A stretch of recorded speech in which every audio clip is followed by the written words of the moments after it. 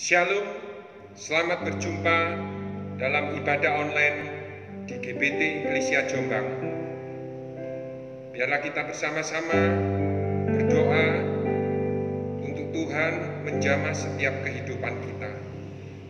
Firman Tuhan berkata, biarlah semua yang bernafas memuji dan memuliakan nama Tuhan.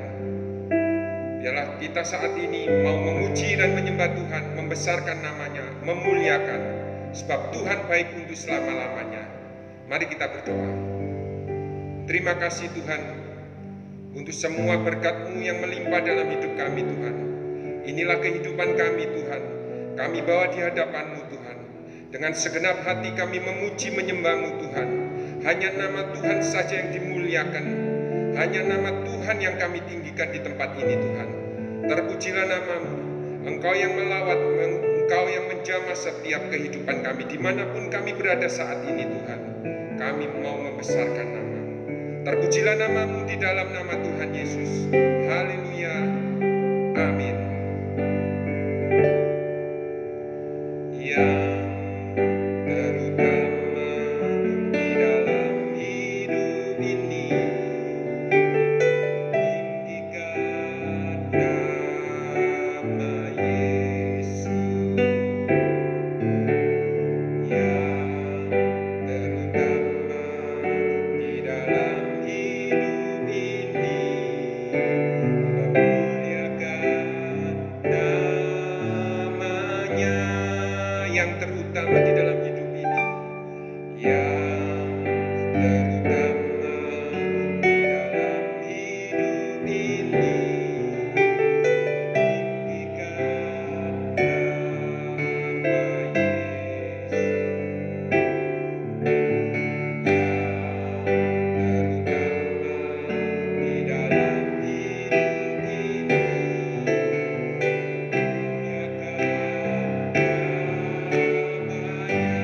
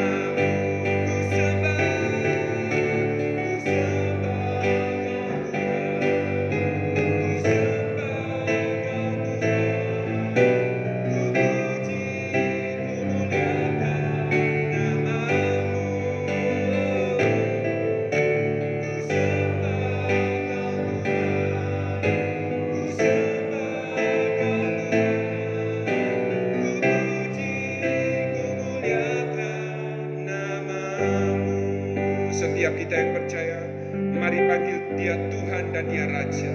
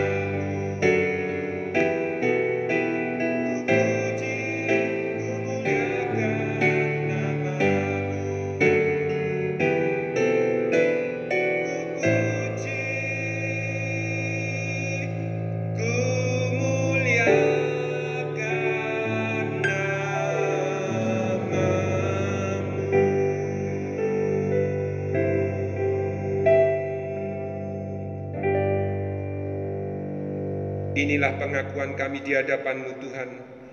Selama kami hidup, kami mau memuji dan memuliakan nama-Mu Tuhan. Sungguh kasih-Mu besar bagi setiap kami Tuhan. Maka kami bawa hidup kami kepadamu Tuhan. Engkau yang berdaulat atas hidup kami Tuhan. Engkau yang mengurapi, Engkau yang memenuhi setiap kebutuhan kehidupan kami Tuhan. Kami percaya Engkau Tuhan yang hidup, yang mampu dan sanggup mencukupkan semua apa yang kami perlukan. Di dalam nama Tuhan Yesus. Haleluya. Amin. Kita akan diberkati firman Tuhan oleh Bapak Gembala Yusak Amin. Waktu dan tempat saya persilakan.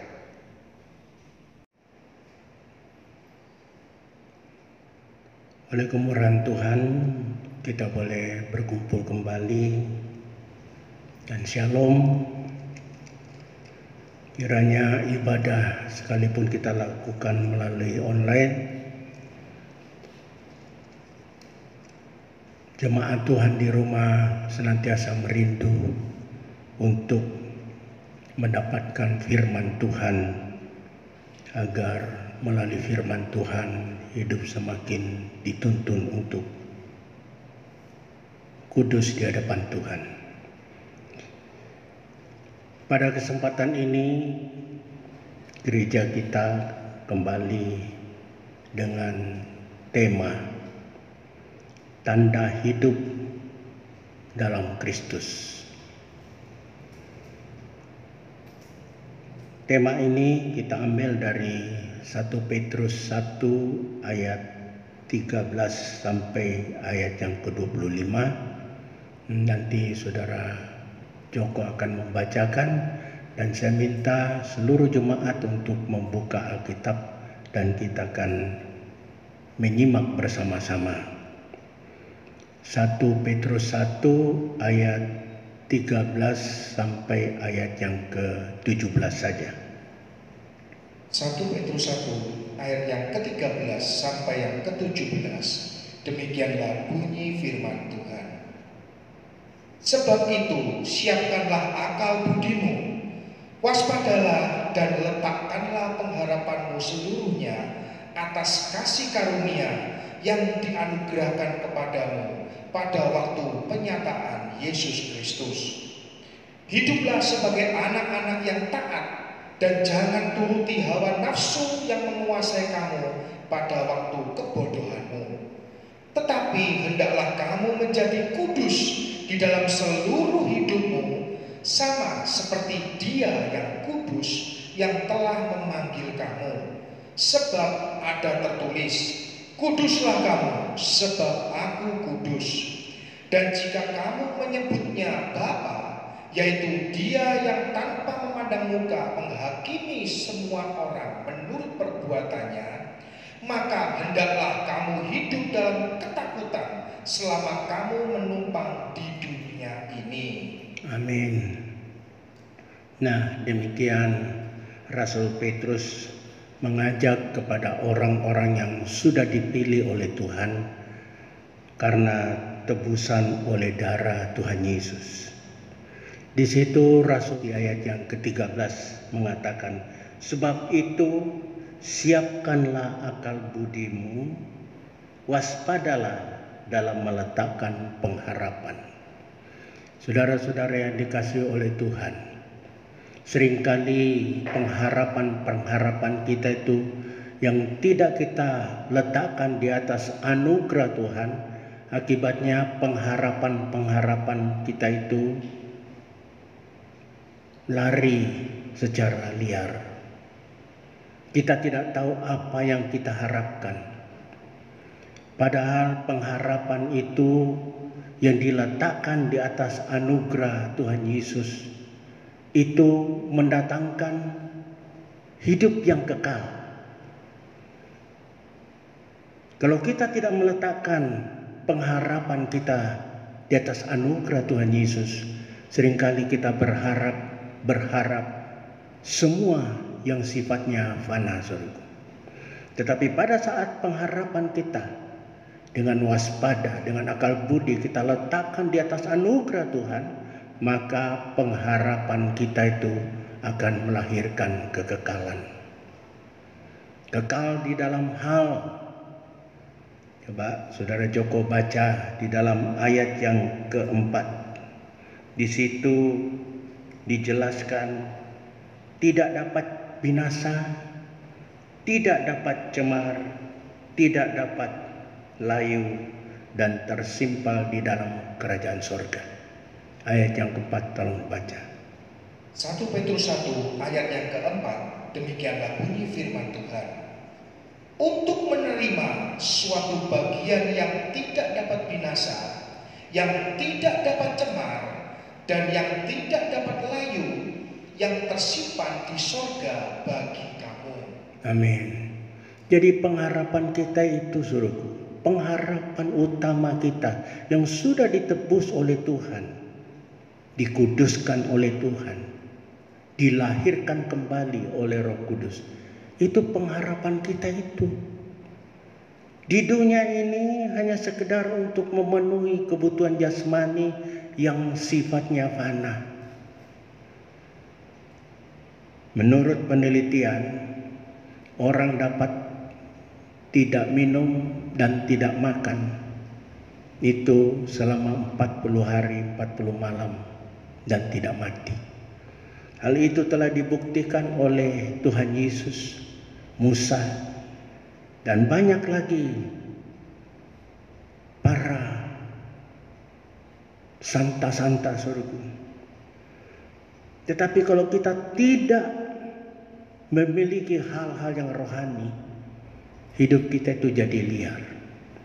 Nah, itu sebabnya suruhku pada kesempatan ini kita mau melihat di dalam keluarga saja itu orang tua kita sering menasihati kita untuk menjaga martabat keluarga dengan apa? Dengan hidup sopan, penuh belas kasihan, saling mengasihi. Tujuannya untuk apa? Supaya kita itu dapat penghargaan di dalam dunia, tidak dinista oleh orang lain di dalam masyarakat ini. Nah, untuk kerajaan surga, Rasul Petrus menghimbau, menuntut kita, menyuruh kita untuk menaruh harapan kita, meletakkan harapan kita di atas anugerah Tuhan, kasih karunia Allah. Dengan demikian, suruhku, kita itu mampu untuk hidup benar di hadapan Tuhan, tanpa berharap, tanpa menggantungkan hidup kita di dalam anugerah Tuhan, maka kita ini tidak mampu untuk melakukan sesuatu yang baik di hadapan Tuhan.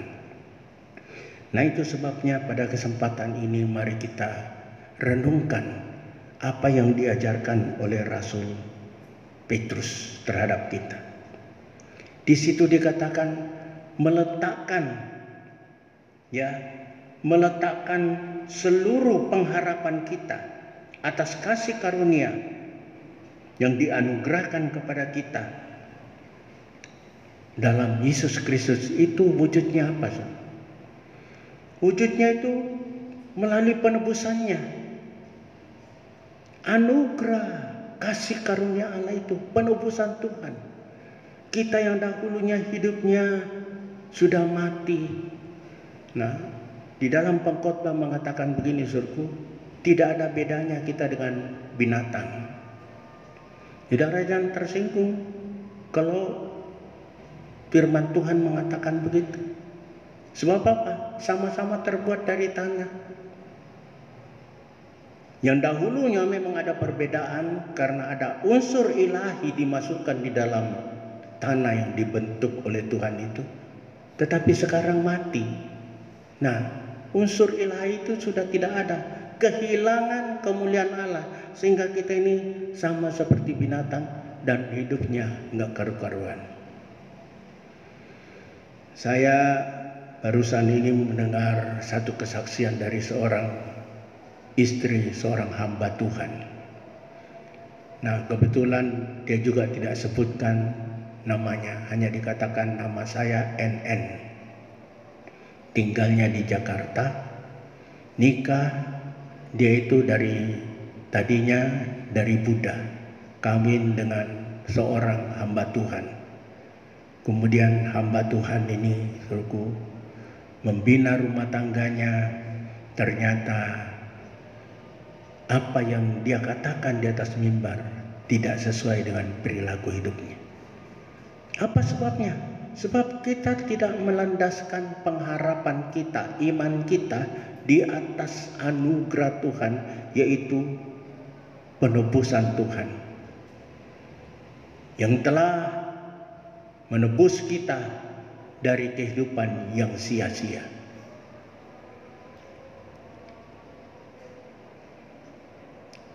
Yang kedua, pengharapan itu ialah kelahiran baru yang dikerjakan melalui firman Tuhan. Ya, saudaraku, jadi firman Tuhan itu bekerja bersama-sama dengan Roh Kudus, dan Roh Kudus memampukan kita untuk melakukan firman Tuhan. Saudaraku, firman Tuhan itu, saudaraku, adalah sesuatu yang berat untuk kita lakukan dengan kekuatan kita sendiri. Itu sebabnya Tuhan Yesus pada saat melihat orang sedang melakukan Taurat dan jatuh bangun, Tuhan berkata, "Marilah kepadaku, hai yang letih, lesu dan berbeban berat, aku akan memberikan kelegaan kepadamu. Sebab Tuhan tahu kita tidak mampu melakukan hukum Taurat. Apakah hukum Taurat tidak berlaku? Tidak. Justru melalui penebusan Tuhan, kelahiran kembali, kita mampu untuk melakukannya. Kalau pengharapan iman kita itu kita letakkan di atas anugerah Tuhan itu. Nah, itu sebabnya saudaraku yang dikasihi oleh Tuhan, mari kita betul-betul meletakkan pengharapan kita ini di atas penebusan Kristus dan kelahiran kembali yang sudah dilakukan oleh firman Tuhan dan Roh Kudus, sehingga kita itu dapat melakukan apa yang dituntut oleh Rasul Petrus. Di situ dikatakan ayat 14. Tolong Saudara Joko bacakan. 1 Petrus 1 ayat yang ke-14, demikianlah bunyi firman Tuhan. Hiduplah sebagai anak-anak yang taat, dan jangan turuti hawa nafsu yang menguasai kamu pada waktu kebodohanmu. Nah, saudaraku yang dikasihi oleh Tuhan, kita pada saat sudah meletakkan pengharapan kita dengan akal budi, dengan waspada melakukannya, ya saudaraku, maka pengharapan itu memampukan kita, karena kita letakkan di atas anugerah Tuhan Yesus, berarti hidup kita itu ada di dalam Tuhan Yesus. Nah, itu sebabnya judul pada kesempatan ini dikatakan tanda hidup dalam Kristus. Karena kita meletakkan pengharapan kita di atas anugerah yang Tuhan Yesus telah sediakan, maka kita itu mampu. Tuntutan Rasul Petrus untuk menyuruh kita hiduplah sebagai anak-anak yang taat dan jangan turuti hawa nafsu. Bagaimana kita bisa taat, saudara? Sulit, saya sudah katakan. Satu saja yang namanya Adam itu adalah manusia yang diciptakan segambar dengan Allah. Satu saja Tuhan katakan, jangan makan buah dari pohon pengetahuan baik dan jahat. Gagal. Apalagi ini banyak, saudaraku. 10 dijabarkan lagi dalam berbagai variasi. Sulit bagi kita untuk melakukannya. Tetapi kalau kita sudah meletakkan pengharapan kita di atas anugerah Tuhan, yaitu penebusannya, kelahiran kembali, maka ketaatan akan firman Tuhan itu adalah pekerjaan yang mudah kita lakukan karena ada pertolongan Roh Kudus. Yang kedua, kita kalau sudah menaruh pengharapan kita, meletakkan pengharapan kita di atas anugerah Tuhan Yesus, maka hal yang kedua, tuntutan yang kedua di ayat yang ke-17. 1 Petrus 1 ayat yang ke-17, demikianlah bunyi firman Tuhan. Dan jika kamu menyebutnya Bapa, yaitu Dia yang tanpa memandang muka menghakimi semua orang menurut perbuatannya, maka hendaklah kamu hidup dalam ketakutan selama kamu menumpang di dunia ini. Amin. Nah, saudaraku, kalau kita sudah menaruh pengharapan kita di dalam anugerah Tuhan Yesus, ini kita akan takut kepada Tuhan. Saya sudah sering kali mengatakan takut di sini, saudaraku, bukan berarti medeni, menakutkan, kayak momok, kayak monster gitu.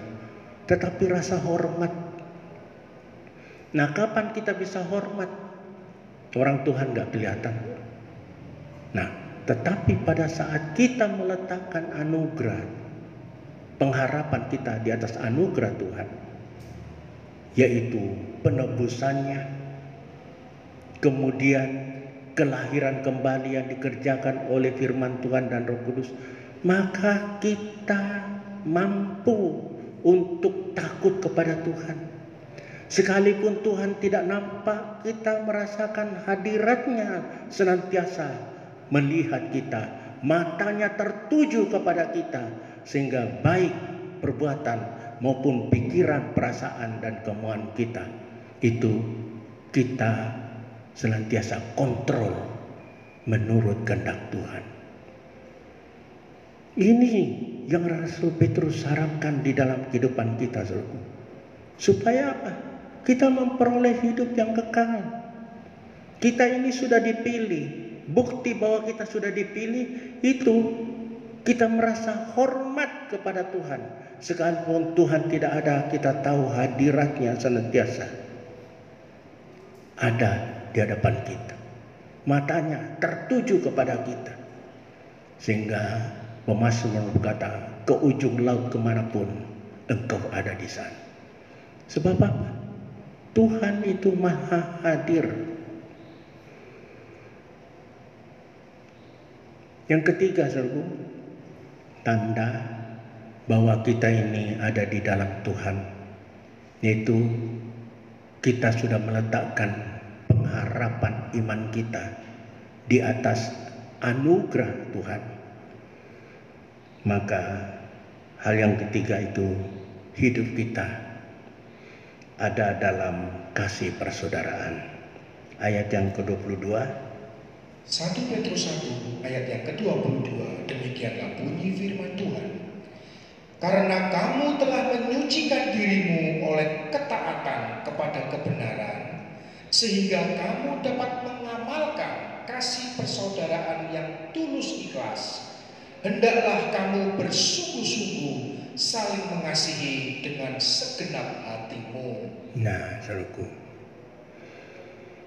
saya sudah sering katakan, saudaraku, kalau kita anak-anak Tuhan tidak saling mengasihi, ya, tanda tanya, apakah kita ini sudah meletakkan pengharapan kita, meletakkannya dengan waspada, dengan akal budi di atas kasih karunia Tuhan di dalam Tuhan Yesus.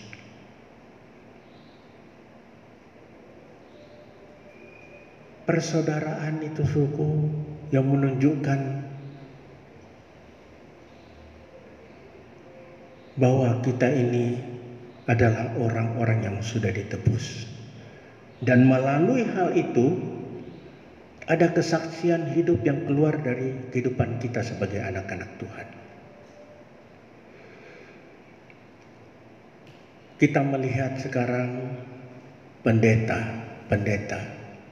Ini saya harus ngomong sebab saya juga pendeta, saudara.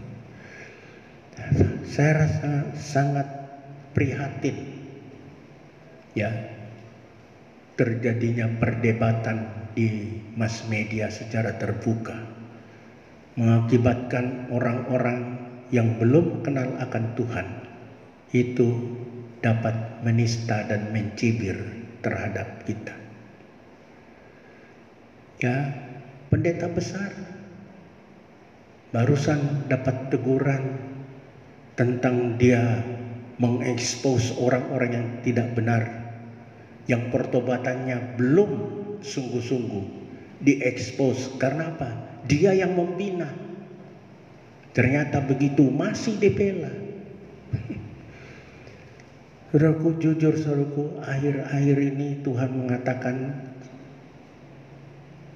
adalah masa penuaian. Betul itu, tetapi bukan karena kesaksian anak-anak Tuhan. Justru orang-orang ini yang lapar dan haus akan kebenaran. Ya, saya melihat di YouTube ada dua wanita, Miriam dengan siapa satunya, anak Iran, sampai dimasukkan penjara, saudara. Mereka dapat dikeluarkan karena itu ada Amnesty International yang menyuruh mereka untuk dilepas. Kebebasan untuk menentukan iman mereka. maka Iran melepaskan mereka. Saudaraku, dalam penderitaan mereka tetap, pada saat ditanya, dia mencari kebenaran dari dirinya sendiri. Bukan ada orang datang bersaksi. Kita anak-anak Tuhan, apa yang dikatakan oleh Alkitab ini sekarang menjadi kenyataan. Yang terdahulu sekarang terkemudian, yang terkemudian sekarang maju. Harus kita prihatin. Pendeta-pendeta besar pada saat ditegur gitu berdalih, pakai ayat-ayat Alkitab lagi dengan mengatakan Tuhan Yesus saja, orang yang kedapatan sedang berzina menurut hukum Taurat harus dirajam dengan batu. Tuhan mengampuni kok. Loh, konteksnya bukan itu. Kita juga mau siapapun, walaupun dosamu merah seperti kermisi, Tuhan akan putihkan seperti salju. Tuhan itu Maha Pengampun. Tetapi masalahnya kan Anda ini orang belum bertobat, Anda expose seakan-akan hasil binaan kalian dari satu penjahat besar sekarang bertobat, membunuh. Terus pakai lagi, katanya doktor MTH. Terus ngomong begini, pakai praduga tak bersalah. Aduh, ini orang tolol. Saya katakan tolol apa? Yang berhak untuk menggunakan itu adalah hakim. Sebab hakim tidak boleh mempunyai persepsi salah. Sebelum data-data dari kesaksian atau penuntut jaksa itu membeberkan fakta-faktanya, dia tuh harus hilangkan bahwa orang ini tidak bersalah. Tapi kamu tidak berhak untuk itu.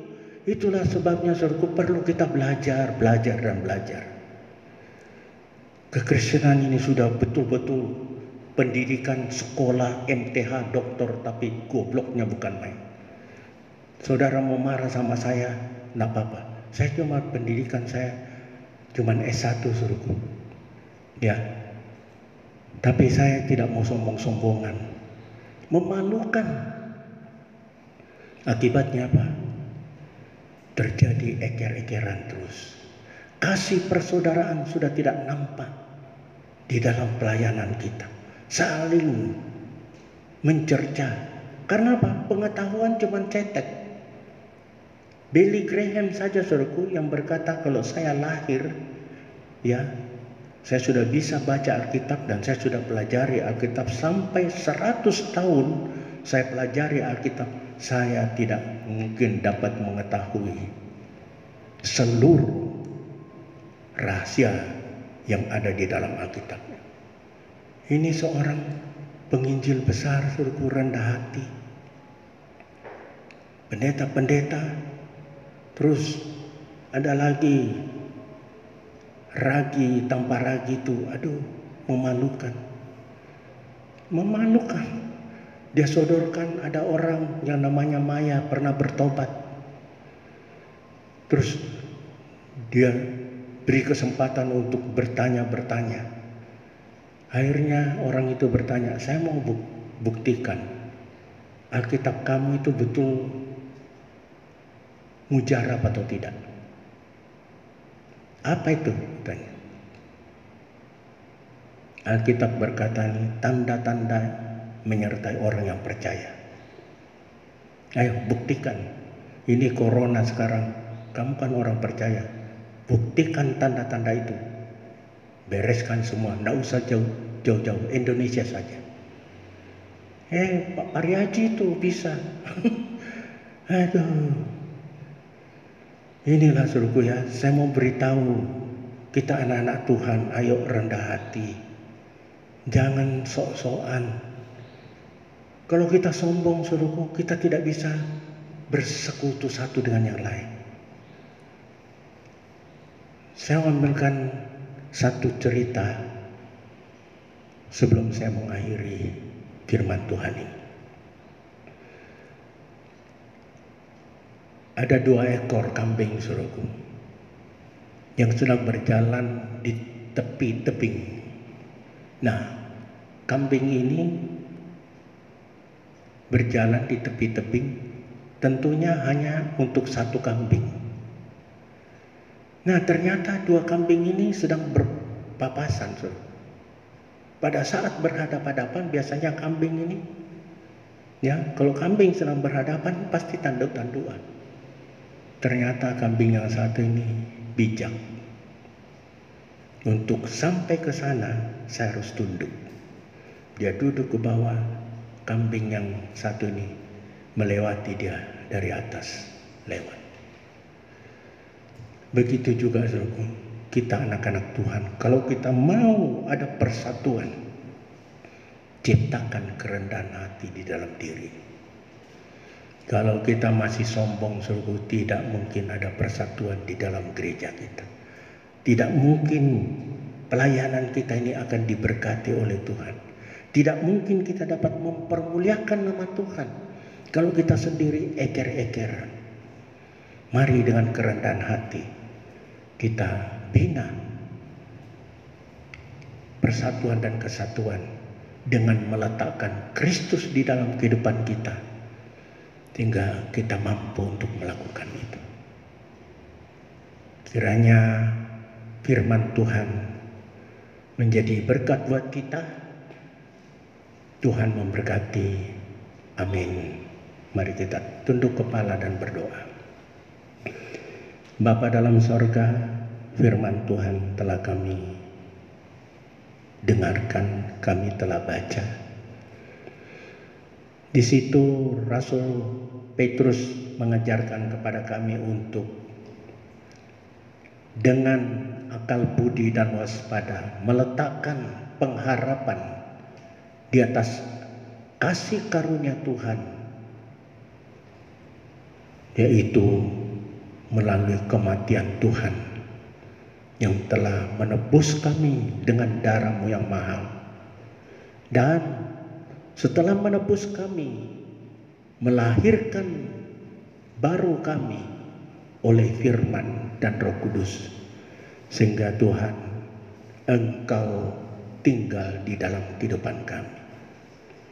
Nah, pada saat kehidupan Tuhan tinggal di dalam hidup kami bukan kami lagi, tetapi Kristus yang membuat kami yang hidup oleh daging ini. Karena Engkau yang berkuasa di dalam kehidupan kami, memampukan kami untuk taat dan hidup kudus di hadapan Tuhan.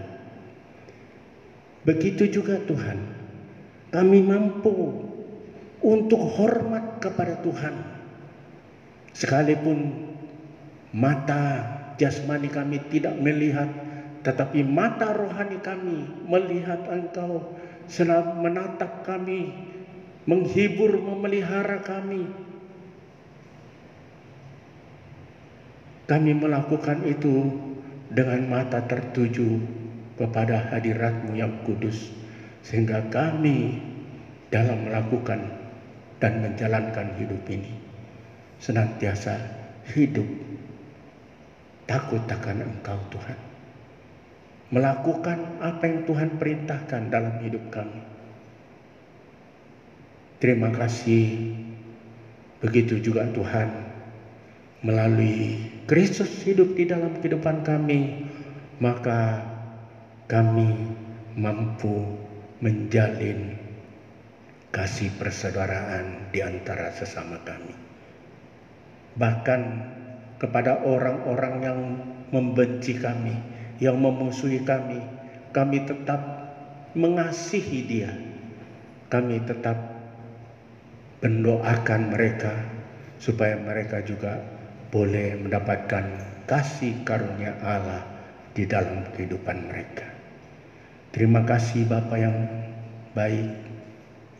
Kami yakin firman Tuhan yang telah hamba sampaikan, telah kami dengar. Kami yakin Tuhan akan memateraikannya di dalam hati kami dan akan menjelaskan lebih jauh untuk kami dapat menjadi pelaku-pelaku firman. Terima kasih untuk saudara-saudara yang hadir, yang memungkinkan acara ini dapat terselenggara. Berkati mereka semuanya Tuhan. Terima kasih Bapa, hamba berdoa juga untuk hamba-hamba Tuhan yang melakukan pelayanan yang sama. Tuhan urapi juga mereka supaya firman Tuhan yang disampaikan menjadi berkat buat jemaat Tuhan.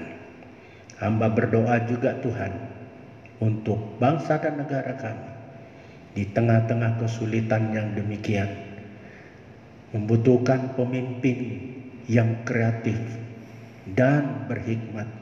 Itu sebabnya kami mohon Tuhan berikan hikmat kepada presiden kami dan wakil presiden serta seluruh anggota kabinetnya.